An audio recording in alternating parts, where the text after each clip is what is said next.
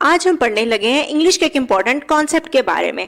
आज हम पढ़ेंगे कि इंग्लिश में दिस, डैट, दीज या दोस्त का इस्तेमाल किस तरह से किया जाता है और कब किया जाता है। हो सकता है कोई चीज़ या कोई इंसान हमारे करीब खड़ा है, तब हमने उसे किस तरह से बताना है, उसको डेमोन्स्ट्रेट किस तरह से करना है, यानी ये समझ लें इशारतन किस तरह बताना है। अगर कोई एक चीज़ है और वो दूर है तो हमने किस तरह बताना है। अगर कोई ज़्यादा सारी चीज़ें हैं या इंसान है वो हमारे करीब हैं तो उन्हें किस तरह से बताना है। अगर कोई ज़्यादा सारे लोग हैं या चीज़ें हैं और वो दूर हैं तो हमने किस तरह से बताना है। इन सब सिचुएशन को या चीज़ों को बताने के लिए हम दिस, डैट, दीज और दोस्त का इस्तेमाल करते हैं। तो आज हम इन्हीं के बारे में सीखेंगे। वीडियो की जानी बढ़ते हैं, लेट्स स्टार्ट। देखिए, सबसे पहले दिया हुआ है this, something singular near to us, यानी कोई चीज़ है और वो हमारे करीब है। अब ये बात आपने याद रखनी है, ये कोई चीज़ भी हो सकती है, कोई इंसान भी हो सकता है, कुछ भी हो सकता है, लेकिन जो याद रखने वाली बात है वो सिर्फ ये है कि वो सिंगुलर है। सिंगुलर का मतलब होता है एक है।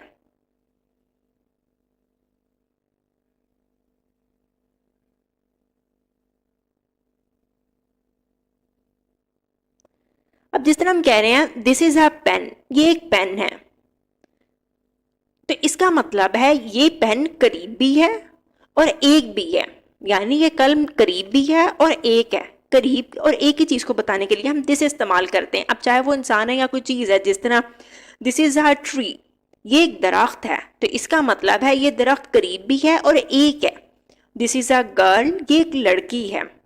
अब ये हम जिस तरह इशारा करके बता रहे हैं कि दिस इज अ गर्ल करीब खड़ी है, this is a girl, this is a tree या दिस इज अ पेन, तो एक चीज बताने के लिए हम दिस इस्तेमाल कर रहे हैं और वो चीज हमारे या इंसान जो भी है वो हमारे करीब है।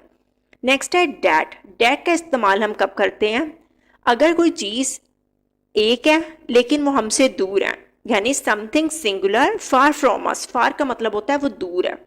अब यहाँ पे भी चीज एक ही है, ये इंसान एक ही है। जिस तरह डैट इज माई पेट, वो मेरा पेट है।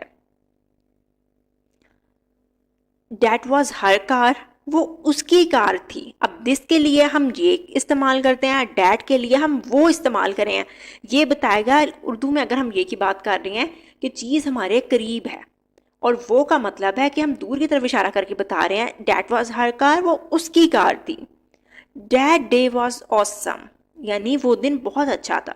हो सकता है पिछले दिनों में या कभी आप पिकनिक पे गए थे और आप उस दिन को याद करके कह रहे हैं कि डैट डे वॉज ऑसम, किसी पुराने डे की जो कि फार है, आपसे बहुत दूर गुजर चुका हुआ है, पास की किसी बात की बात कर रहे हैं हम। तब आप कह रहे हैं डैट डे वॉज ऑसम, वो दिन बहुत अच्छा था। चाहे कोई इंसान है, कोई चीज़ है, कोई आइडिया जो कि दूर है, तब हम उसको बताने के लिए एक है वो, तो हम डैट का इस्तेमाल करते हैं। नेक्स्ट है हमारा दीज। अब पीछे आपने याद रखना है दिस और डैट दोनों एक एक चीज को बताने के लिए इस्तेमाल होते हैं। अब ये भी तो हो सकता है कि ज्यादा सारी चीजें हों और वो हमारे करीब हों, या ज्यादा लोग हों तो हमारे करीब हों, तब हम क्या इस्तेमाल करते हैं? तब हम दीज का वर्ड इस्तेमाल करते हैं। Something plural near to us. अब यहाँ पे प्लूरल का मतलब क्या होता है? मोर देन वन, एक से ज्यादा। दीज आर मैंगोज, ये आम हैं। अब दीज और दिस के लिए हम ये का वर्ड इस्तेमाल कर रहे हैं। अब दीज आर मैंगोज का मतलब है आम है, ज़्यादा सारे आम हैं और वो मेरे करीब है। दीज आर माई फ्रेंड्स, ये मेरे दोस्त हैं। अब ये ज़्यादा भी लोग हैं और वो मेरे करीब भी हैं, तब मैं यहाँ पे दीज का वर्ड इस्तेमाल कर रही हूँ। दीज आर काउज, ये गाय हैं। इसका मतलब है ज़्यादा सारी काउज हैं और वो मेरे करीब भी हैं। तो दिस किसी एक चीज़ को या एक इंसान को बताने के लिए जो हमारे करीब है, जबकि दीज ज़्यादा सारी चीज़ों को प्लूरल है लेकिन वो हमारे करीब है, तब बताने के लिए इस्तेमाल किया जाता है। अब नेक्स्ट है हमारा दोस्त। दोस्त कब हम इस्तेमाल करते हैं? जब ज़्यादा सारी चीज़ें हैं लेकिन वो हमसे दूर हैं, यानी something plural far from us. ज़्यादा है लेकिन वो हमसे प्लूरल है और दूर है। जिस तरह दोज आर न्यू हाउसेज। अब हम इशारा करके कह रहे हैं दोज आर न्यू हाउसेज। अब हम इशारा करके कह रहे हैं कि वो जो घर है वो नए घर हैं। दोज वर माई क्लोथ्स, वो मेरे कपड़े थे। यानी दूर हैं लेकिन मैं इशारा करके बता रही हूँ दोज वर माई क्लोथ्स, वो मेरे कपड़े थे।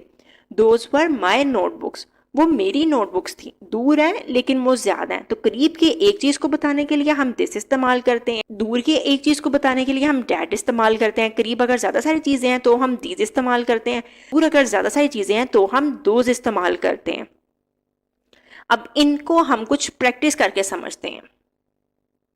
देखिए, फर्स्ट है एप्पल है। अब बाकी सारी ब्लैंक्स जो हैं वो हम इसी तरह फिल करेंगे। जिस तरह ये एक एप्पल दिया हुआ है ना यहाँ पे, अब ये करीब है तो हम इशारा करके बताएंगे दिस इज़ एन एप्पल, क्योंकि ये एप्पल करीब है इसलिए हम इसके लिए दिस इस्तेमाल करें। अब दूसरा एप्पल जो है वो दूर दिया हुआ है ना, तो हम इस्तेमाल करके यहाँ पे कहेंगे डैट इज़ एन एप्पल।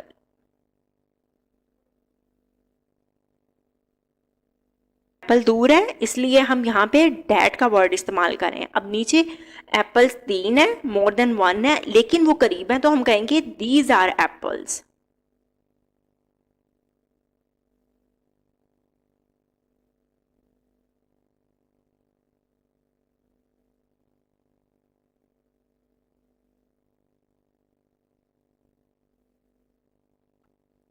अब नीचे भी 3 एप्पल्स दिए हुए हैं लेकिन ये एप्पल्स दूर हैं तो हम दूर इशारा करेंगे दोज आर एप्पल्स।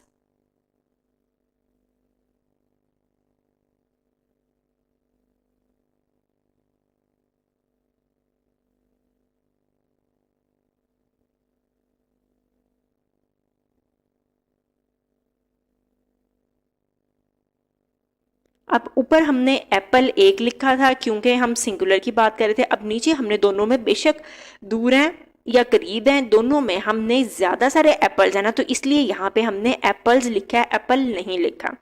तो करीब अगर एक चीज़ है तो दिस इस्तेमाल करेंगे, चाहे वो इंसान है चाहे वो चीज़ है। अगर एक चीज़ या इंसान दूर है तो हम डैट इस्तेमाल करेंगे। ज़्यादा सारी करीब की चीज़ों या लोगों को बताने के लिए हम दिस इस्तेमाल करते हैं। दूर के ज़्यादा लोगों या ज़्यादा चीज़ों को बताने के लिए हम दोज इस्तेमाल करते हैं। आई होप आपको इस कॉन्सेप्ट की अच्छे से समझ आ गई होगी। वीडियो पसंद आई हो तो अपने दोस्तों के साथ जरूर शेयर करें, लाइक करें, सब्सक्राइब करें। Thank you.